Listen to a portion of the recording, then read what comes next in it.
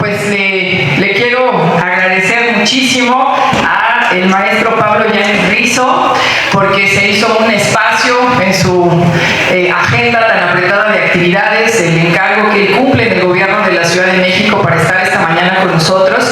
Voy a leer ahorita rápidamente algunos aspectos de su semblanza curricular y de todo el trabajo que él ha desarrollado y de la experiencia pues que justamente nos parece tan importante y de la cual pues justo queremos aprender esta mañana. Ese es el objetivo. Le platicaba al maestro Pablo Yáñez que en la Escuela Superior de Economía se imparte una preespecialidad que se llama Problemas del Desarrollo Económico y Social, y bueno, pues esta conferencia forma parte del programa de conferencias que semestralmente hacemos justamente para fortalecer el perfil de egreso de nuestros estudiantes y sobre todo para que tengan la posibilidad pues no solamente de estar en contacto con los autores a través de la lectura, sino que tengan la posibilidad pues justamente de dialogar con ellos, de plantear preguntas y al final de aprender. Ese es el objetivo fundamental, y agradezco muchísimo al maestro Pablo Yáñez el tiempo. Decíamos, en un corto tiempo ya lleva 2 secretarías, entonces que nos abriera un espacio esta mañana, la verdad es algo que valoramos muchísimo. Bueno, voy a leer brevemente algunos aspectos de la trayectoria, tanto académica, en este caso, como también en el ejercicio público, en el quehacer de las políticas públicas por parte del maestro Pablo Yáñez. Él es economista, maestro en Gobierno y Asuntos Públicos por la UNAM. Actualmente es el secretario de Planeación, Ordenamiento Territorial y Coordinación Metropolitana del Gobierno de la Ciudad de México. Y el año pasado, hasta el mes de noviembre, fue el secretario de Educación, Ciencia e Innovación también del gobierno de esta ciudad.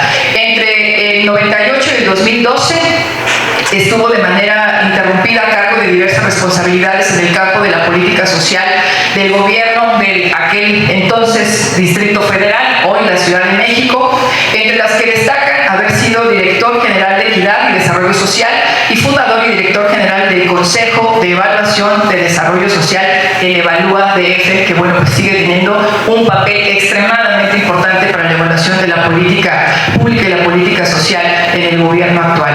Del 2012 hasta octubre del 2014 fue jefe de la Unidad de Desarrollo Social para México, Centroamérica, Cuba, República Dominicana y Haití de la CEPAL, la Comisión Económica para América Latina y el Caribe. Durante 10 años, desde el 2014 a 2024, se desempeñó como coordinador de investigaciones de la sede subregional de la CEPAL para estos mismos países.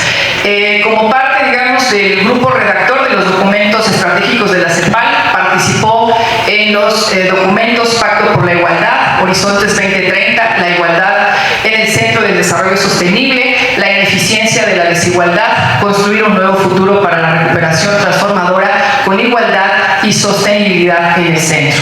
En el gobierno del Distrito Federal, entre otras responsabilidades, estuvo a cargo de la formulación del Programa Especial de Desarrollo Social para la ciudad del año 2006 al 2012 y también coordinó el programa de apoyo y colaboración con organizaciones civiles, tuvo contribuciones para reformas legislativas en materia de desarrollo y bienestar, fue el primer secretario técnico de COPRED, secretario técnico del Programa de Jóvenes en Situación de Riesgo, así como una destacada participación en el diseño y puesta en marcha del Programa Comunitario de Mejoramiento Barrial y colaboración con el INVI para la implementación del Programa de Acceso a la Vivienda para las comunidades indígenas residentes.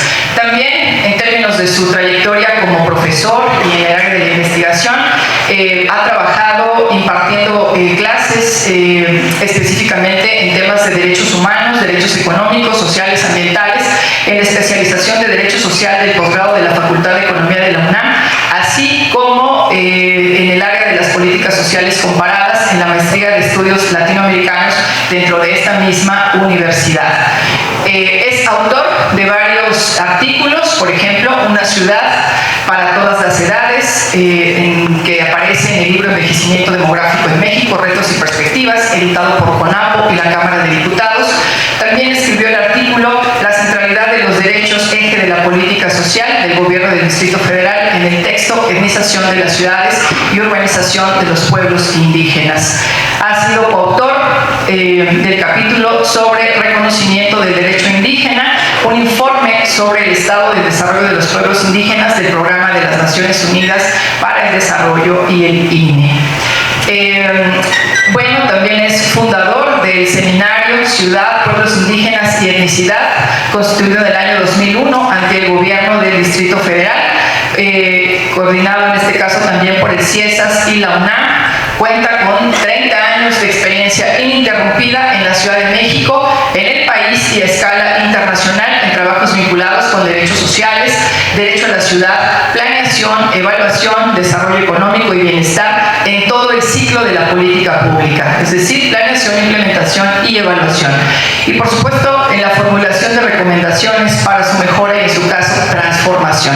También ha participado en la formulación de propuestas de marcos jurídicos para la igualdad, el desarrollo en México y en el extranjero. También ha llevado a cabo este trabajo como consultor internacional en actividades de cooperación técnica.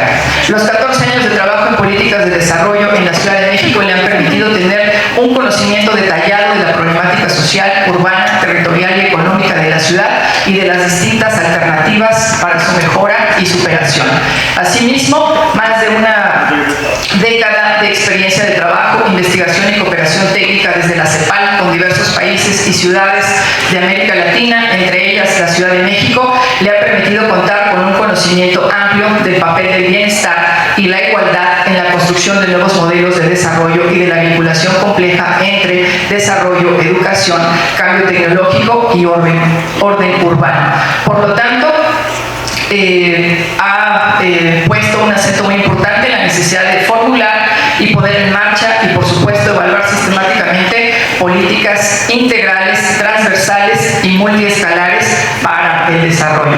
Pablo Yáñez, muchísimas gracias por estar con nosotros esta mañana. Un fuerte aplauso, por favor, para nuestro invitado de gala. Muchas gracias.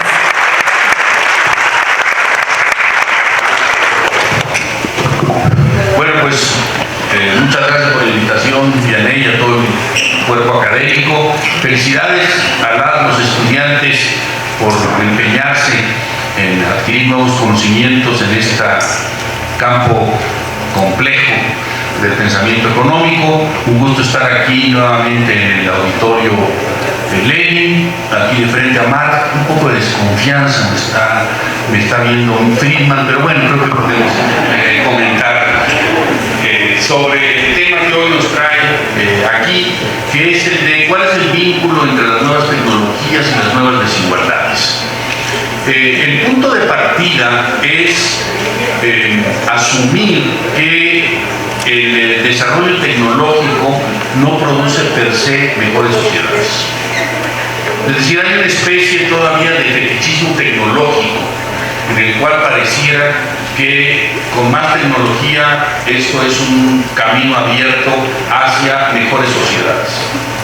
En realidad la tecnología es también un campo de disputa y se enmarca en una economía política en donde puede efectivamente mejorar las condiciones de vida, mayor igualdad, bienestar o lo contrario.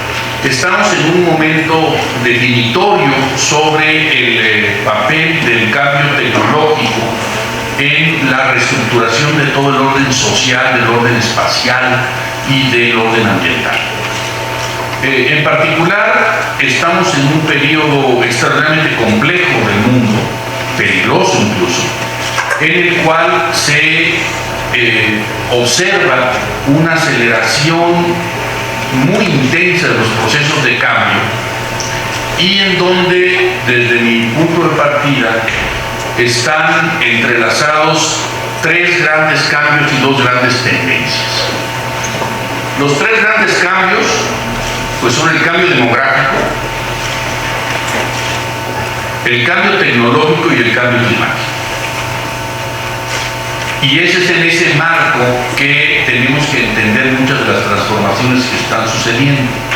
Pero al mismo tiempo hay un gran telón de fondo de este cambio de época que estamos viviendo, de resultado incierto, de naturaleza contradictoria, compleja y de muchos elementos hasta caótica, que tiene que ver con que estamos asistiendo al fin de un régimen de acumulación y un régimen de bienestar. Lo que conocemos usualmente como el régimen neoliberal, es evidente que está ya en sus procesos de salida, de finalización, pero no está claro qué lo va a reemplazar. No está claro cuál es el nuevo orden, si es que va a haber un nuevo orden después de esta crisis tan profunda que se está viviendo. Y esta crisis del régimen de acumulación es también una crisis del régimen de bienestar, en donde supuestos de conjunto de derechos que permitían la reproducción de la vida o una cierta certidumbre sobre el futuro cada vez más están en entredicho. O sea, el mundo es un mundo, curiosamente, con cada vez más tecnología y al mismo tiempo cada vez más incertidumbre.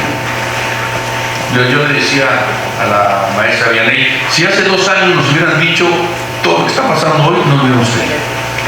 Nos parecería una cosa totalmente delirante. O sea, pero imagínense, y lo que nos falta, las sorpresas que todavía nos deparan. Entonces tenemos que aprender a analizar con nuevas categorías, nuevas herramientas, nuevas miradas, nuevos puntos de vista, los procesos que estamos viviendo. Yo recordaba ahorita la frase de Monsiváis, que me parece muy acertada, dice, que decía, o ya no entendemos lo que está pasando, o ya pasó lo que estábamos entendiendo. Pero evidentemente hay una necesidad de desarrollar procesos de análisis muy profundos. Por eso en este fin de régimen, pues es como un momento gramsciano del mundo que no termina de morir, el mundo que no termina de nacer, y en ese terreno surgen los mayores monstruos. Yo creo que es muy cierto lo que estamos viviendo en este momento. Pero además es un momento volátil en el cual está finalizando toda una época de desarrollo y expansión del capitalismo.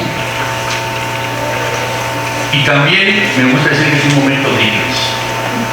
Es un momento en que se combina el invierno de la desesperanza con la primavera, el invierno de la desesperación con la primavera de la esperanza. Yo creo que ese inicio de Historia de 2 ciudades bien puede resumir lo que es el mundo actual. Y el otro gran telón de fondo en este fin de régimen de acumulación y bienestar es la gran disputa global geoestratégica que está viviendo el mundo, particularmente en la disputa que llevan a cabo los Estados Unidos y la República Popular China. Casi todo lo que vemos en la escena política internacional está vinculado a esta disputa. Y es una disputa que tiene que ver con la economía, pero tiene que ver de manera muy destacada con la supremacía tecnológica. Como sabemos, hasta ahora el poder de los Estados Unidos se sustenta en 3 grandes pilares, que son el dólar, el Pentágono y la tecnología. Y esto es lo que está en el fondo de esta gran disputa geoestratégica, geopolítica de escala mundial, que tiene su expresión muy clara en la disputa entre China y los Estados Unidos, pero que tiene que ver también con la redefinición del orden global, que ahora pues estamos más bien en el desorden global, pero hay que ver hasta cuándo vamos a llegar al orden global. Cuando empezó todo este proceso acelerado de descomposición, se decía es que estamos entrando a un periodo de cambio de las reglas del juego, y en realidad parece que estamos entrando más bien a un juego sin reglas. Entonces, tener conciencia del momento, de la cultura grande de lo que estamos viviendo y de cómo interrelacionamos estas grandes tendencias, estos cambios tectónicos con la realidad cotidiana de nuestros países. Y en ese sentido, la discusión sobre el papel de las nuevas tecnologías es fundamental. Bueno, a ver, preguntas. Evidentemente la tecnología tiene implicaciones muy profundas en los cambios sociales y en la estructura de poder a escala mundial. Les voy a dar un dato que es muy representativo.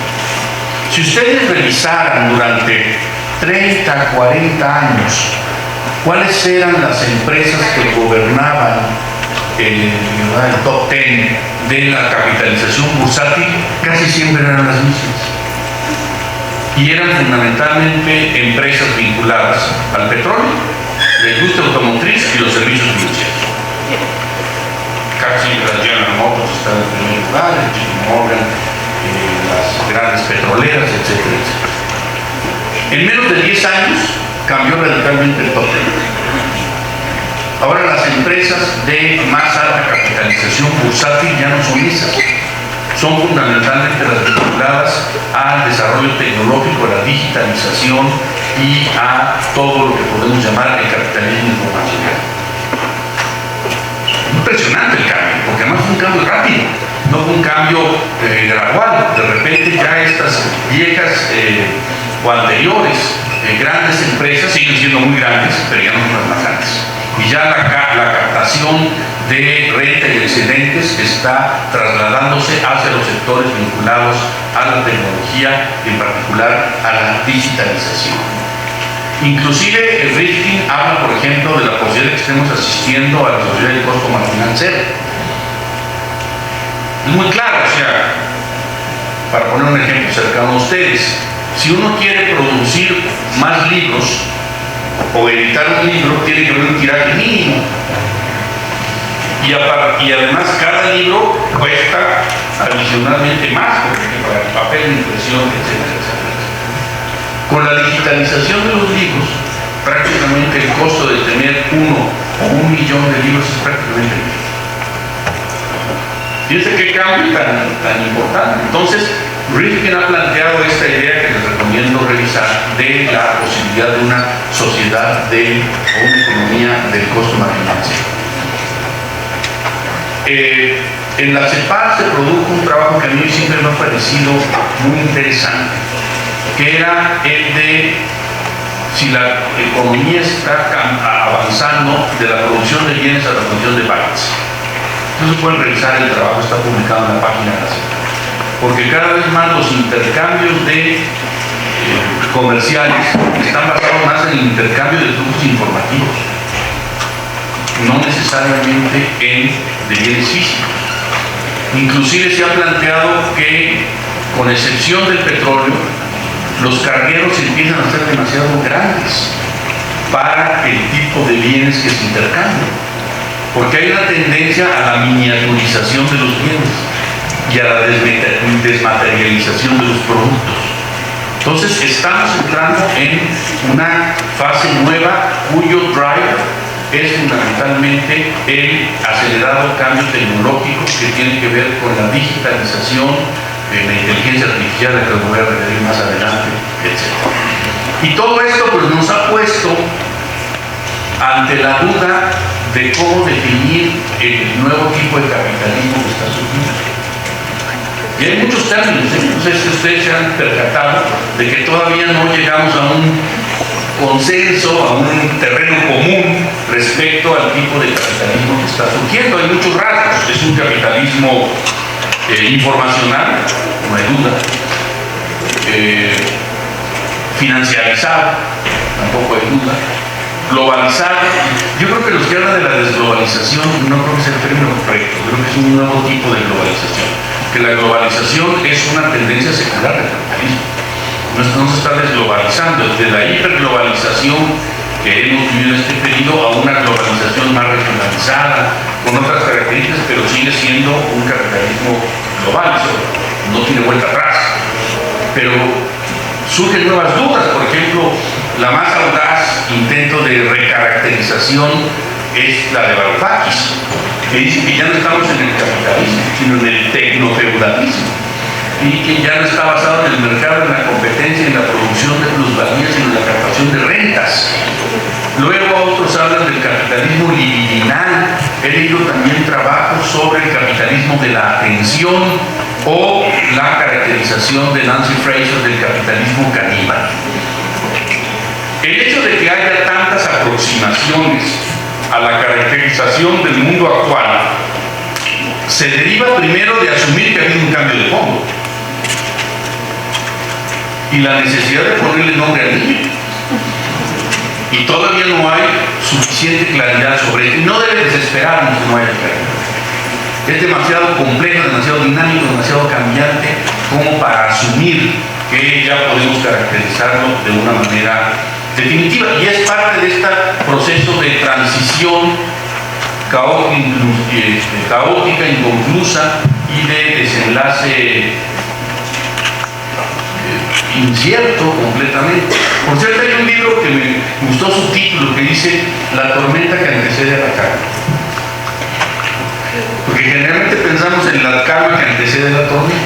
De esta tormenta tendrá que salir algo, tendrá en algún momento que constituirse, esperemos, algún tipo de arreglo. No puede durar indefinidamente. Además, está muy estudiado que los ciclos de cambio de régimen en el capitalismo duran 30, 40 años. Más o menos. ¿Cuánto duró el régimen fordista keynesiano? Más o menos 40 años. El neoliberalismo, más o menos 40 años. Esto revela además la importancia de volver a estudiar con Dafiev, ¿no? ¿Sí? La idea de las ondas largas y el pensamiento brodeliano de las tendencias de largo plazo de las sociedades. Pero bueno, estamos en un momento de duda, de incertidumbre, tanteando cómo caracterizar la transformación que se está viviendo. Ahora, uno de los debates más interesantes que hay es si estamos ante un proceso de revolución tecnológica de tipo schumpeteriano o no. Primero, asumamos que es una revolución tecnológica, no solo un cambio tecnológico. O sea, no es una transformación de carácter incremental. Es una transformación profunda de las maneras de trabajar, consumir, habitar, intercambiar, etc. Y que afecta el conjunto de la vida social. Eso es una revolución tecnológica, no cuando afectas una parte, sino cuando afectas el todo.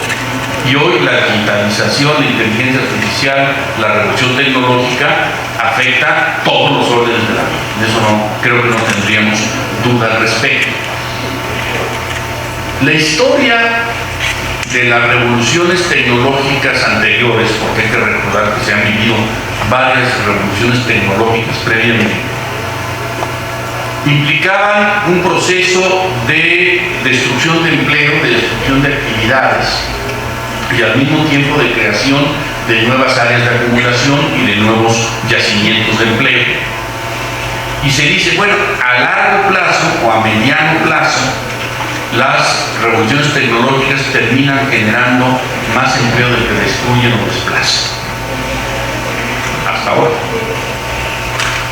La pregunta que yo me hago y no tengo una respuesta es si esto va a ser igual en la naturaleza de esta revolución tecnológica, o esta revolución tecnológica es de una naturaleza tan distinta, tan profunda y tan radical que en realidad su efecto puede ser el de una destrucción masiva de trabajo y empleo, sin la generación de una cantidad equivalente al menos de empleos en las nuevas áreas de la economía. Yo dejo abierta la pregunta.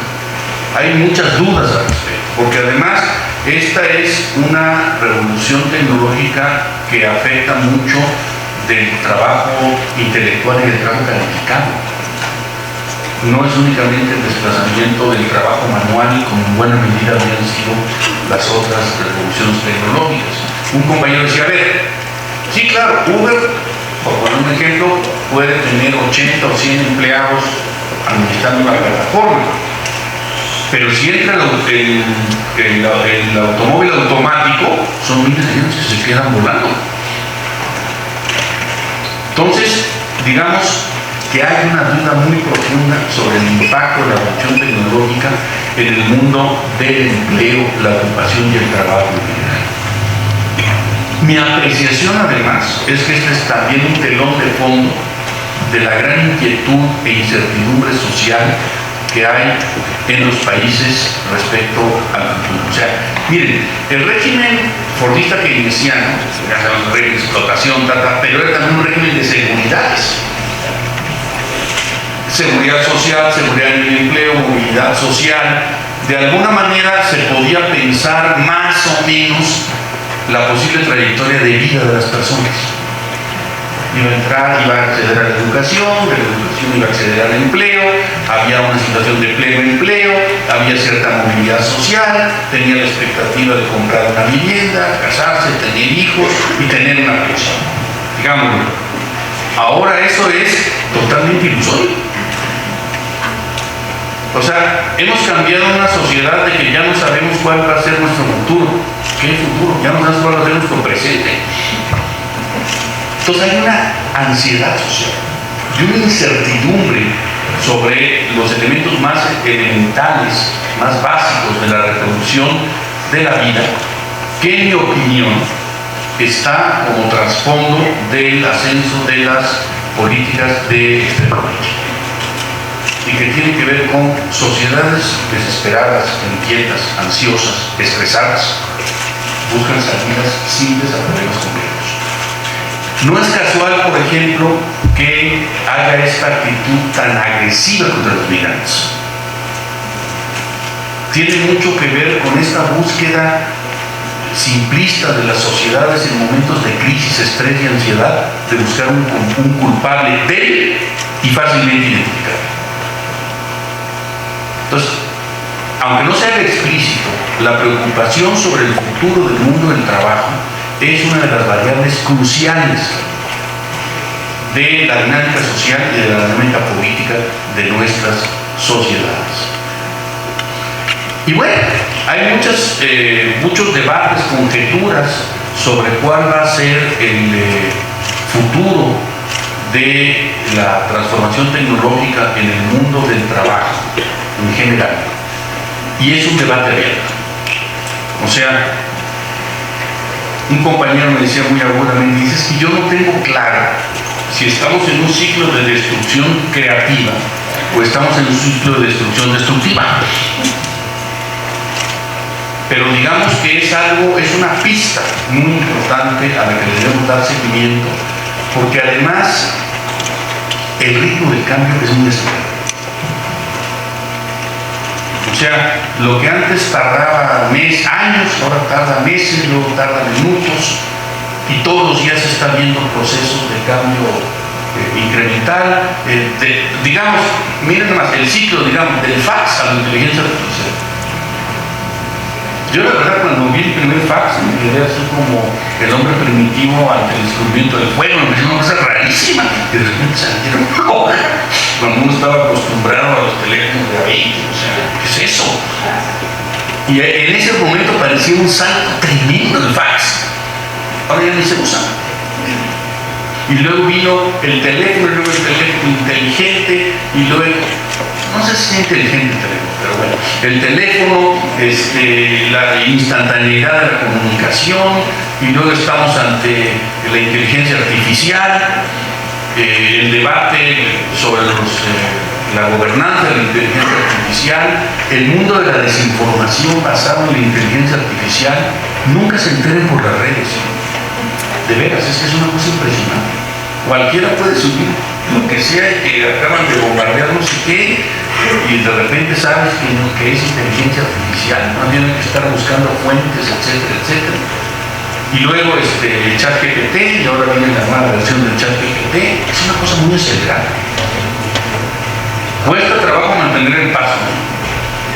O más bien, uno siempre va a rezagar, porque el cambio va muy rápido.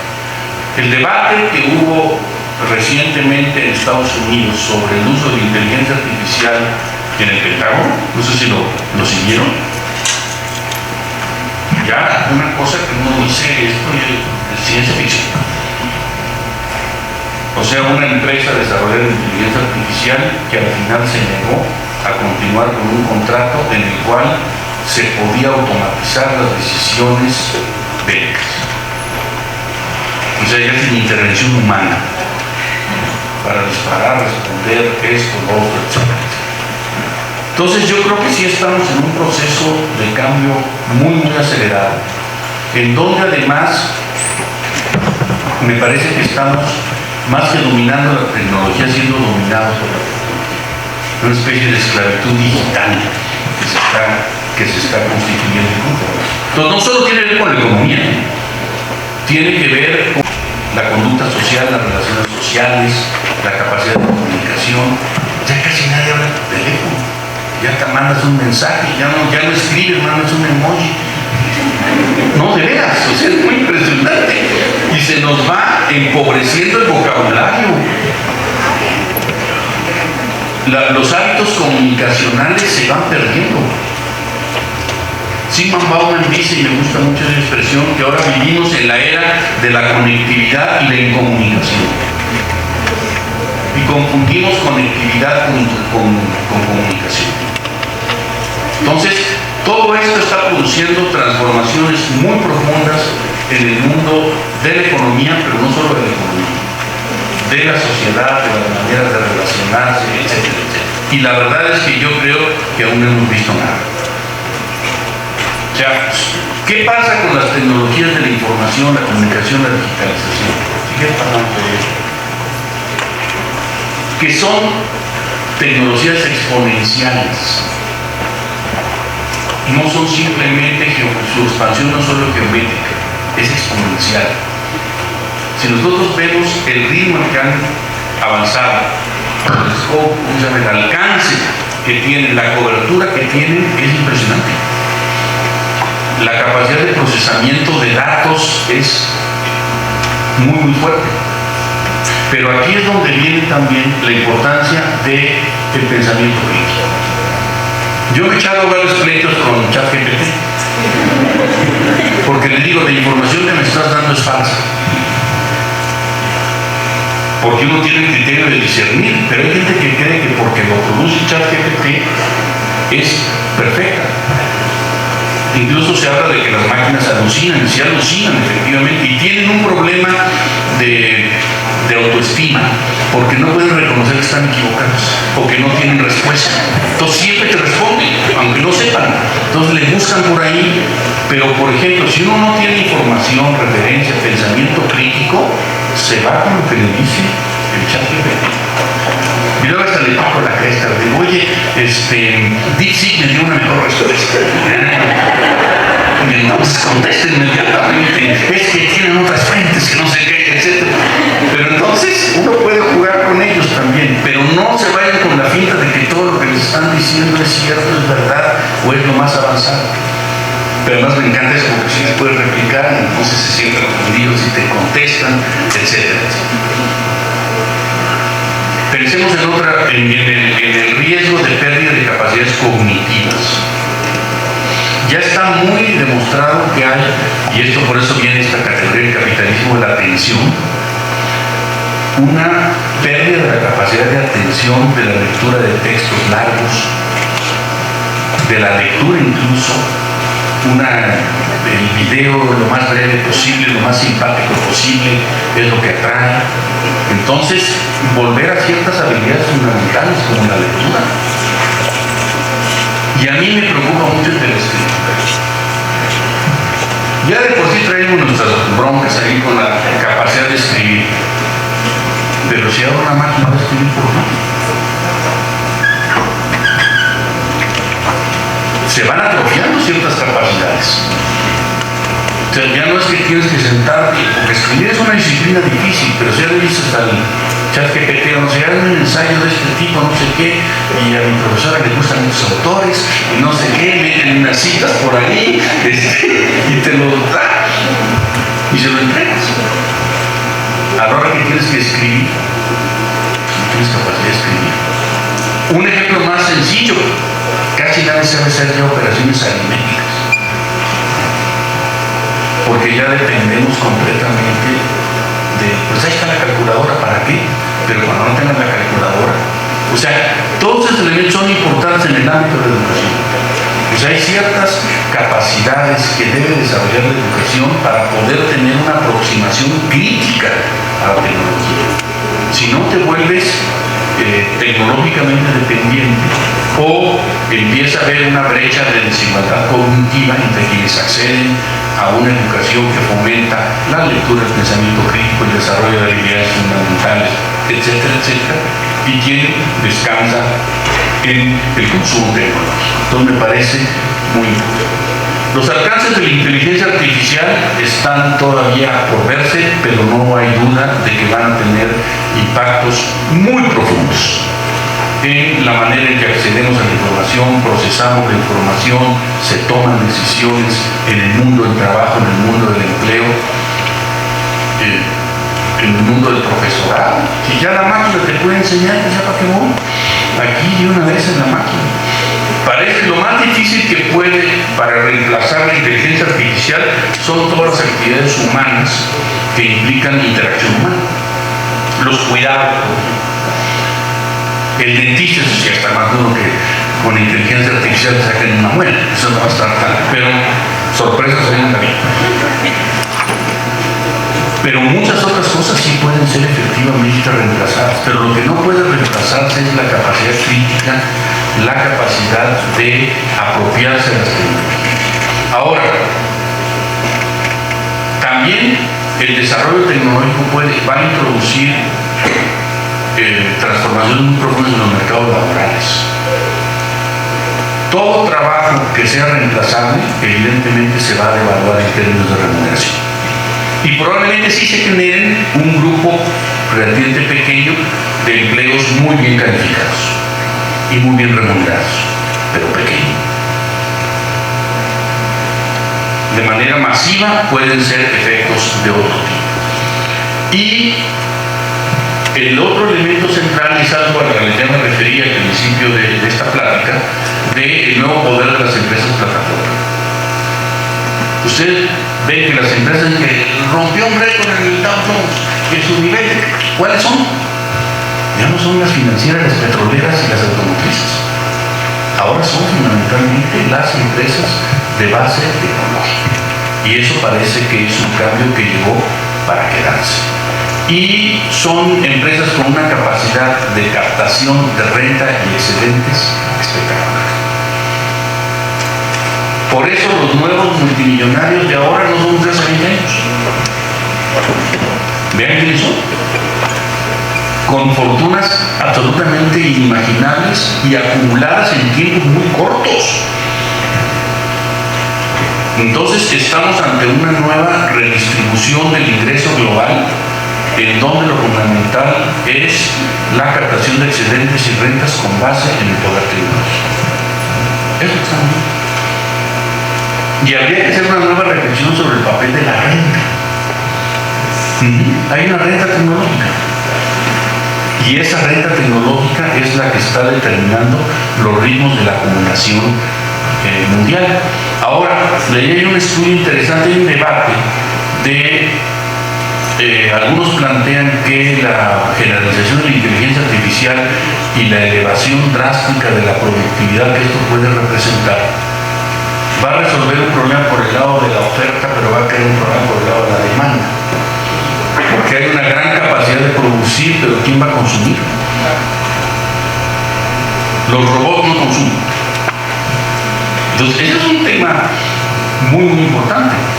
¿Hasta dónde estamos asistiendo también a una sociedad en donde tiene gran capacidad de producir, pero no de consumir?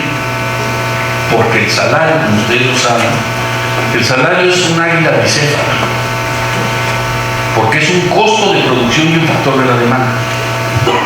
Entonces, si tú lo subes, lo bajas como costo de producción, efectivamente elevas la rentabilidad, pero ahogas la demanda. Y si tú aumentas mucho la capacidad de la demanda, elevas los costos y puedes afectar la rentabilidad.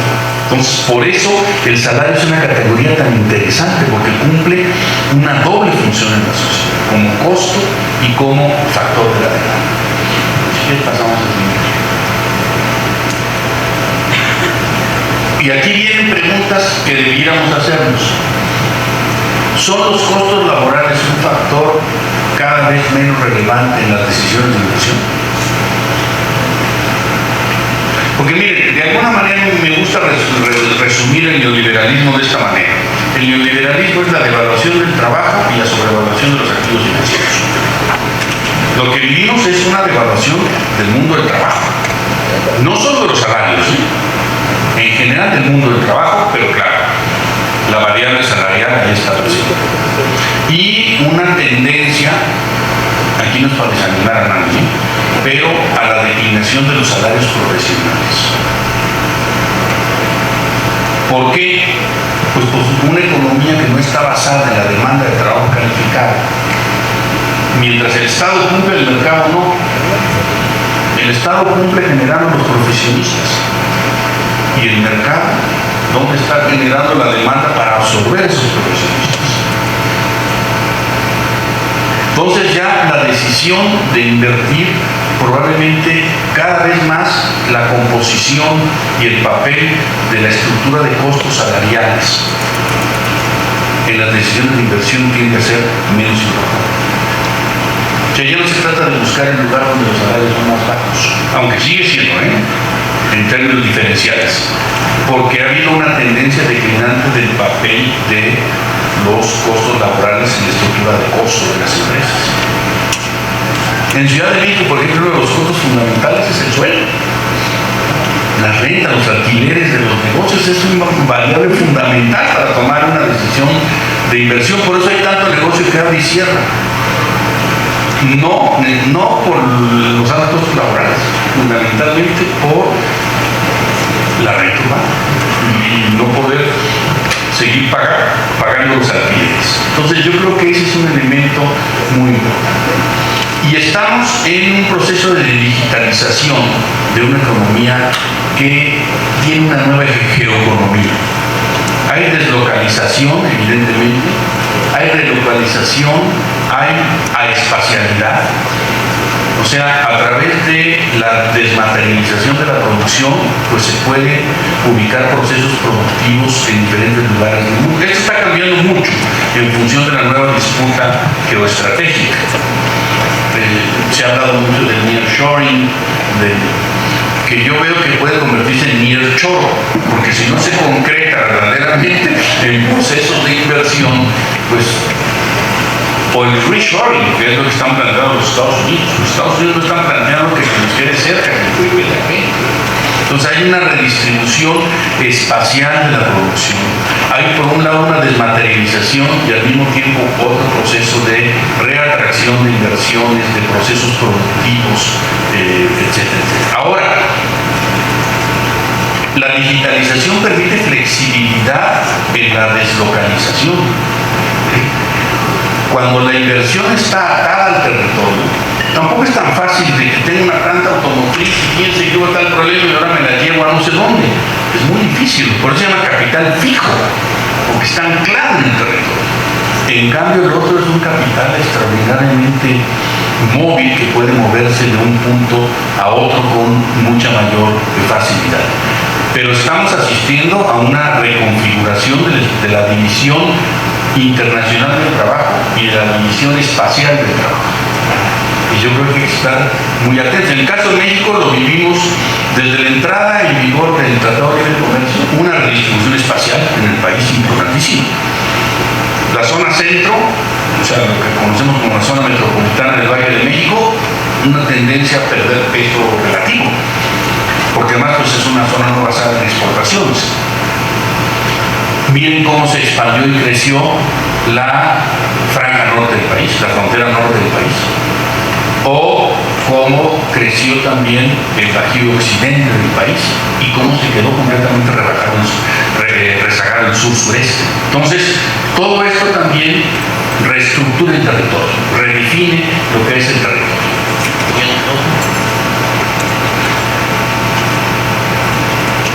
¿Cuál va a ser la nueva estructura del empleo? Ahorita lo que tenemos es escaso, es discontinuo, deslocalizado, precarizado. Y hay una tendencia muy fuerte a la pérdida de capacidad negociadora de los trabajadores. O sea, las tasas de sindicalización han caído en todo el mundo. La capacidad de negociación colectiva se ha visto muy limitada, que es lógico, en la medida en que hay un ambiente de precariedad, de incertidumbre, de inseguridad, pues los movimientos tienden a decir, pues preservemos lo que hay. no pongamos en riesgo. El nivel de endeudamiento de los trabajadores también es una limitación a la movilización social. La deuda es un factor de disciplina, es un disciplinador social muy fuerte. O sea, si la gente está llena de deudas, esto, lo otro, pues vamos a ir a huelga 3 meses y yo tengo esta deuda y tengo esto, otro. O sea, ha habido una pérdida de capacidad de negociación. Inclusive les voy a decir una cosa, en el discurso público los trabajadores ya aparecen muy poco. Hemos estado además en una época muy basada en la política de las identidades y en los grupos prioritarios, etcétera, las mujeres, los niños, los adultos mayores, las personas con discapacidad, la comunidad de la diversidad sexual, los pueblos indígenas. Y si ustedes se dan cuenta, el tema de los trabajadores del mundo del trabajo aparece cada vez más débil en el discurso político.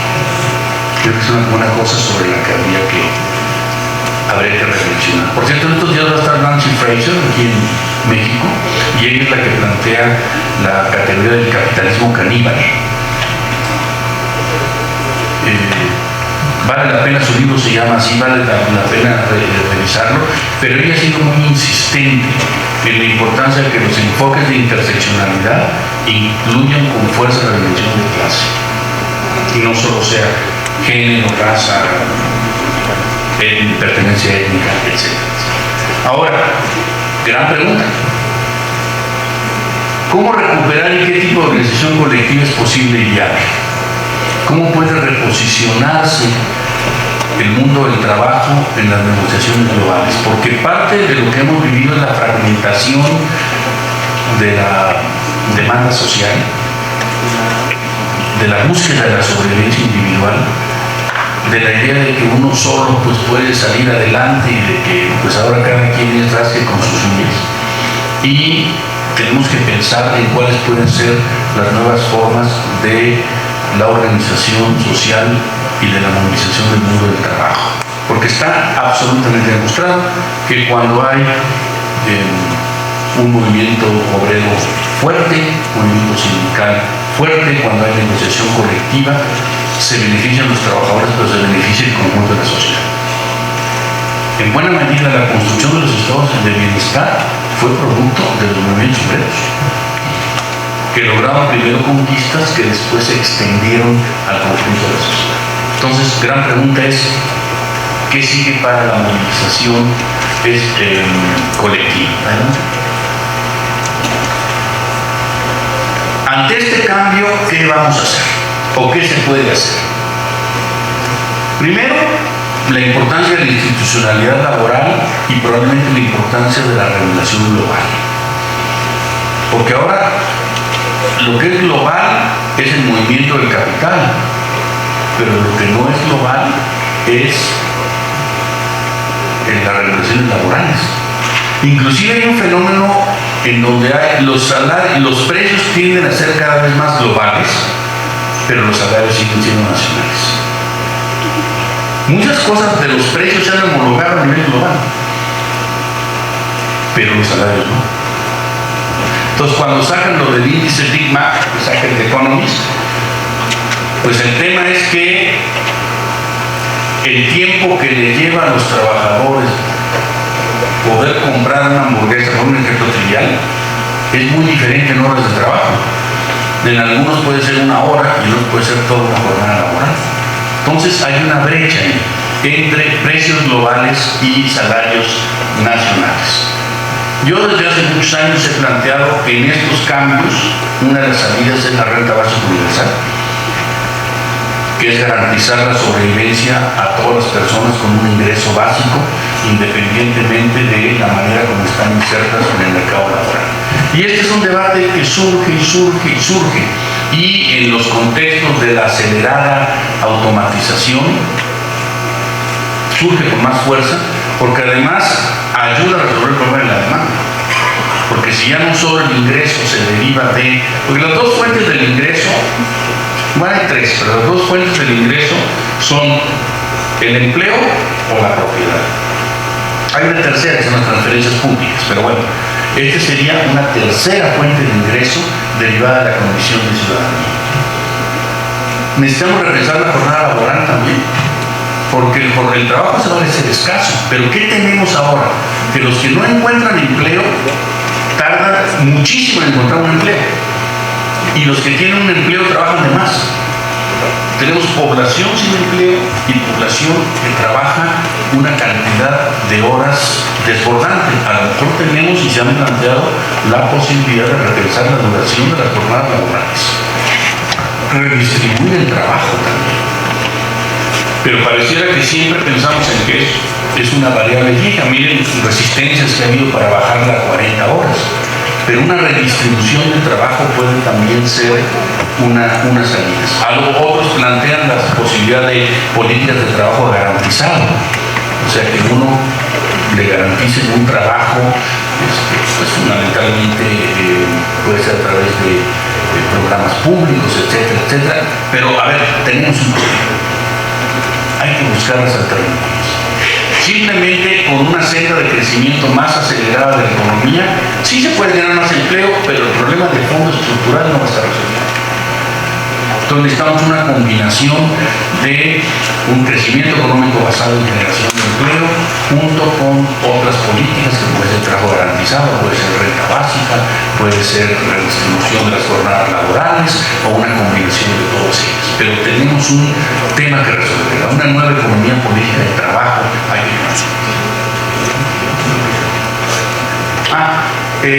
bueno, aquí están los temas de las políticas de salario mínimo, pero en el caso de México afortunadamente hemos avanzado y se han logrado abatir mitos sobre el papel, y esto ha tenido un efecto faro positivo en donde los salarios generales tienden a incrementarse, pero es para la gente que está empleada, para la gente que está en la llamada economía formal, que a mí no me gusta eso de lo formal e informal. El trabajo no es informal, es desprotegido, desprovisto de derechos, no simplemente carente de registro administrativo. Pensar en distribución equitativa de horas de empleo y trabajos disponibles. En algunos países del norte de Europa se habla de la flexiseguridad, si es o no una alternativa a los cambios, o sea que tiene que haber cierta flexibilidad en los mercados laborales y al mismo tiempo una garantía de seguridad, pero qué tanta flexibilidad, qué tanta seguridad, porque el propósito central es restablecer o construir nuevas formas de certeza, de certidumbre, que permitan que efectivamente la gente pueda llevar a cabo sus proyectos de vida, pueda encontrarse en una senda de crecimiento humano. En un contexto de precariedad, incertidumbre, ansiedad, prácticamente es muy difícil que pueda uno pensar en un proyecto de vida y además poder desarrollar todas sus capacidades. A ver, lo que no podemos permitir es que un mundo que ha alcanzado desarrollos tecnológicos asombrosos mantenga niveles de desigualdad, de privación, de negación de derechos tan grandes para grandes sectores de la sociedad. ¿Cómo reconciliamos una tecnología al servicio del bienestar, al servicio del conocimiento humano, y no una tecnología al servicio de la profundización de las desigualdades, de la captura de rentas y de la generación de inimaginables fortunas en un mundo en el cual todavía hay hambre, privaciones y grandes carencias sociales? Es lo que quería compartir con ustedes.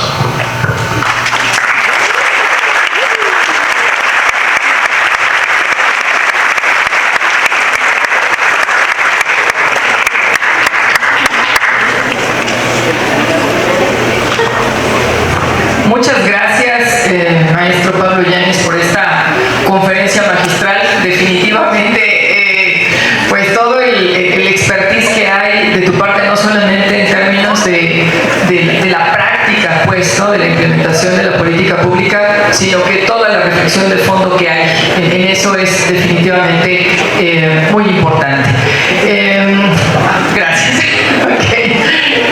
Bueno, pues si tenemos un breve tiempo para algunas preguntas que valdría la pena, pues justamente aprovechando la visita, en este caso del secretario, que se hizo un tiempo en su agenda para poder estar con nosotros. Si lo podemos organizar, maestra Marisela, ¿me podrías apoyar con el micrófono? A ver, primero vamos a ver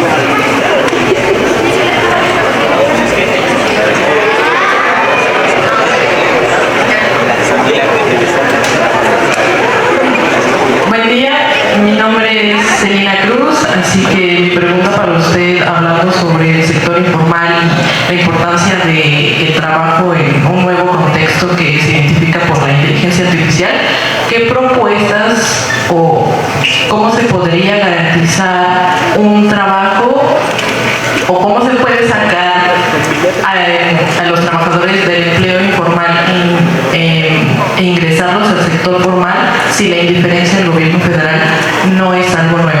Entonces, justamente se va aumentando en este contexto, así que yo quisiera saber cuáles son las estrategias que usted puede proponer. Gracias. ¿Alguien más que quisiera formular una pregunta?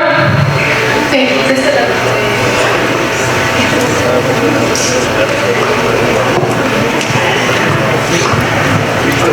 Hola, me llamo Leo León.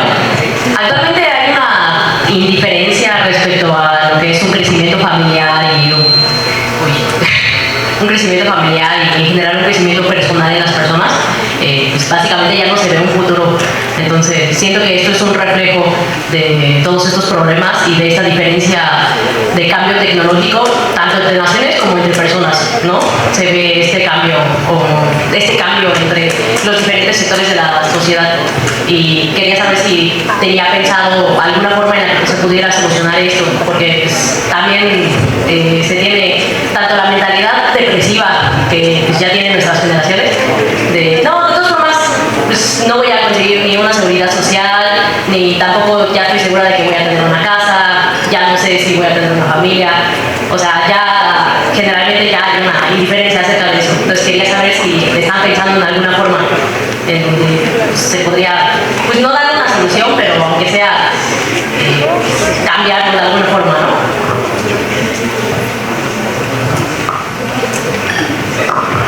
Una pregunta más, chicos. Una más, a ver, aquí hay. Listo.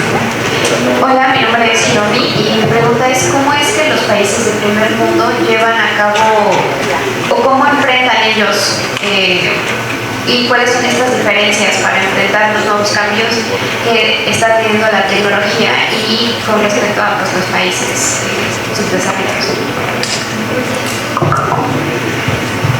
A ver, es que me tengo que ir, pero voy a contestar tres y me tengo que ir a otro compromiso. Miren, a ver, primero, el tema de la informalidad. Primero, como les digo, asumir que es ante todo una condición de privación de derechos. No es un problema de orden de registro administrativo. Hay dos opciones. Una es apostar a un crecimiento económico dinámico con derechos que en algún momento va a cubrir a toda la población. Es una opción. Yo no creo que vaya a ser así. La otra es avanzar hacia una desvinculación de los derechos sociales de los derechos laborales. Me explico. Hemos heredado una estructura de acceso a los derechos sociales mediada por el mercado laboral. Ese es un tema fundamental. O sea, los derechos, el derecho a la seguridad social, el derecho a la salud, para poner dos ejemplos, es un derecho que se debe derivar de la condición laboral o de la condición de ciudadanía. El derecho a la salud es un derecho laboral, es un derecho humano. Es una pregunta importante, pero el esquema que tenemos, que es el esquema bismarckiano, es que tú accedes al derecho a la salud, al derecho a la seguridad social, el derecho a la vivienda inclusive, siempre y cuando estés en el mercado laboral y en ese mercado laboral rijan condiciones de formalidad. ¿Por qué no pensamos de otra manera? Los derechos laborales son los laborales y los derechos sociales son derechos humanos. Les voy a poner un ejemplo que es muy claro. El derecho a la educación, los requisitos previos y entrar a la universidad. Entonces yo creo que ese es un elemento muy importante. O sea, desvincular con reconocer los derechos sociales como derechos esencialmente humanos y no hacer depender el acceso a las diversas fuentes del bienestar de la suerte o no de estar involucrado en un tipo de empleo. El empleo es uno de los derechos, pero no debe ser la llave maestra de los derechos sociales. Esa es mi opinión. Por otro lado, ¿cómo reconstruir un ambiente de confianza? Casi me atrevo a decir que el futuro lo vemos con bastante temor, con bastante incertidumbre, no con confianza.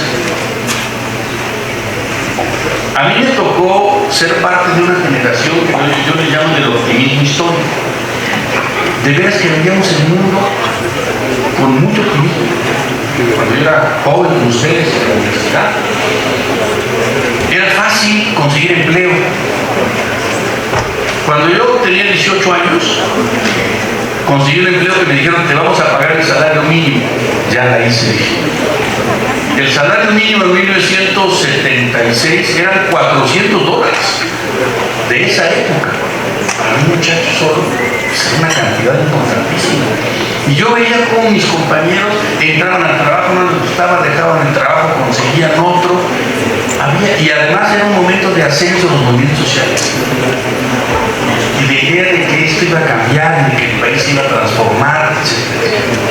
Entonces, a mí me parece que un elemento central para volver a tener confianza en el futuro o ver el futuro con optimismo tiene que ver con darle una base material de expectativas a las personas y a los jóvenes. Si ahorita lo que están pensando es: y después de que termine la universidad, ¿qué voy a hacer? ¿Y dónde voy a trabajar? Y ya viste que aquel terminó y anda en un Uber. Eso no genera optimismo. Entonces yo creo que una labor fundamental es una labor de construcción de certidumbres y seguridades sobre la vida. Una sociedad sana es una sociedad en que la supervivencia y la reproducción social no debe ser motivo de angustia, sino punto de partida.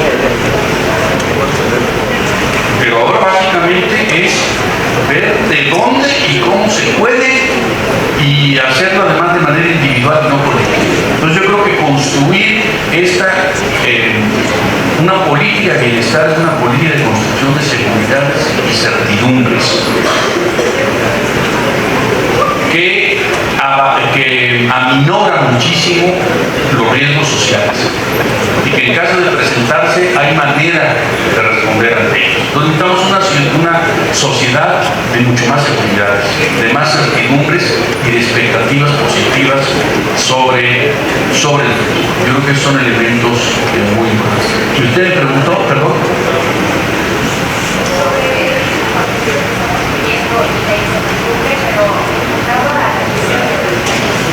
Perfecto. Yo creo que es un problema global. O sea, en los países desarrollados se están haciendo también estas preguntas.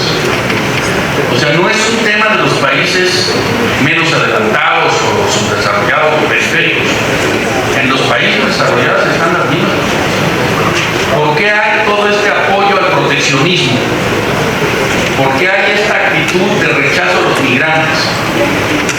¿Por qué hay esta demanda de seguridades, de reconocimiento de derechos en los países desarrollados? Porque en los países desarrollados también se vivió un proceso de retroceso en los derechos sociales y en la profundización de las desigualdades. Fíjense que era muy interesante. A partir de la gran crisis que nos llama José Antonio Campos, el Atlántico Norte, cuando las crisis son en los países desarrollados, es la crisis mexicana, la crisis argentina, la crisis indonesia, pero cuando es en los países desarrollados es una cosa abstracta. La crisis nada más dijo: no, esta fue la crisis del Atlántico Norte, 2007-2008. Es impresionante cómo la producción académica sobre la desigualdad crece enormemente en todos los países desarrollados. De ahí viene todo el Piketty, etcétera, no solo Stiglitz, Piketty, etcétera. Y cómo la discusión sobre la desigualdad, sobre la pérdida de derechos, sobre la precariedad social adquiere un rango muy intenso también en los países desarrollados. Entonces yo por eso pienso que necesitamos buscar una solución global. Y esto no es un problema de países periféricos. Este es una problemática en todo el mundo, y por eso han vuelto los debates sobre la desigualdad. Esto se había acabado, ya no se hablaba de la desigualdad. Ya incluso se hablaba de que se había encontrado la fórmula para evitar las crisis. y ya se vio que la realidad es terca, que las crisis siguen, la desigualdad sigue y que esta es una posibilidad de construir un diálogo norte-sur muy importante porque tenemos un problema común y eso que no hemos hablado de la devastación ambiental y el calentamiento global. Es lo que tendría.